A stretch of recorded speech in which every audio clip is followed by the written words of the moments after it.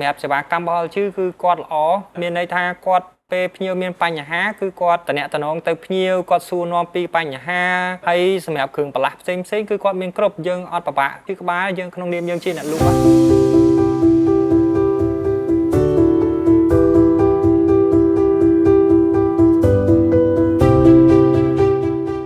បាទជំរាបសួរខ្ញុំជាម្ចាស់ហាងហែមម៉ាលីនអេឡិចត្រូនិករាល់ថ្ងៃនេះខ្ញុំមានហាងចំនួន2ទីតាំងទី1នៅផ្សារលើជាប់មន្ទីរហិរញ្ញវត្ថុខេត្តកំពង់ឆ្នាំងហើយសម្រាប់ទីតាំងទី2នៅភូមិស្រែព្រីងសង្កាត់កំពង់ឆ្នាំងក្រុងកំពង់ឆ្នាំងសម្រាប់រូបខ្ញុំផ្ទាល់បើនិយាយពីលក់គ្រឿងអេឡិចត្រូនិកយើងអត់ចាំច្បាស់ទេប៉ុន្តែត្រង់ថាអាចចន្លោះពី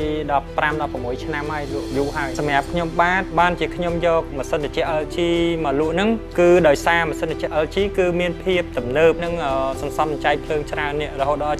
70% ហើយនឹងមានការធានាទៅលើកុំប្រេស័ររយៈពេល10ឆ្នាំបើសម្រាប់រូបខ្ញុំផ្ទាល់គឺខ្ញុំប្រើហើយបានខ្ញុំហ៊ាននិយាយសន្ទុះនៃការលក់គឺមានការកើនឡើងច្រើនអតិថិជនរបស់យើងគឺគាត់យល់ច្បាស់ពីផលិតផលទី2គឺខ្ញុំបានជាអ្នកលក់ហ្នឹងពេលដែលគាត់មកទិញមានន័យថាពេលខ្លះគាត់ឲ្យយើងជួយណែនាំទៅលើម៉ាស៊ីនត្រជាក់ហ្នឹងទៅយើងក៏ណែនាំឲ្យប្រើជាមួយនឹងម៉ាស៊ីនត្រជាក់ LG ដោយមានមុខងារសំខាន់ហើយមុខងារទំនើបជាច្រើនហើយដូចមុខងារខ្លះផ្ទះគាត់តែមានតែ Wi-Fi មកគឺគាត់អាចព្យាតាមរយៈទូរស័ព្ទដៃបានអ្វីដែលសំខាន់នៅតំបន់ឬក៏នៅខេត្តរបស់ខ្ញុំនេះគឺគាត់ចូលចិត្តជាងគេគឺសន្សំសំចៃភ្លើងគឺគាត់ចង់ចំណាយតិចសម្រាប់សេវាកម្ម LG គឺល្អលឿនរហ័សហើយសម្រាប់គ្រឿងបន្លាស់គឺមានគ្រប់ខ្ញុំជាអ្នកលក់នេះខ្ញុំអត់ចាំបាច់ទៅរវល់អីច្រើនទេសម្រាប់បងប្អូនដែលប្រើជាមួយនឹងម៉ាស៊ីនត្រជាក់ LG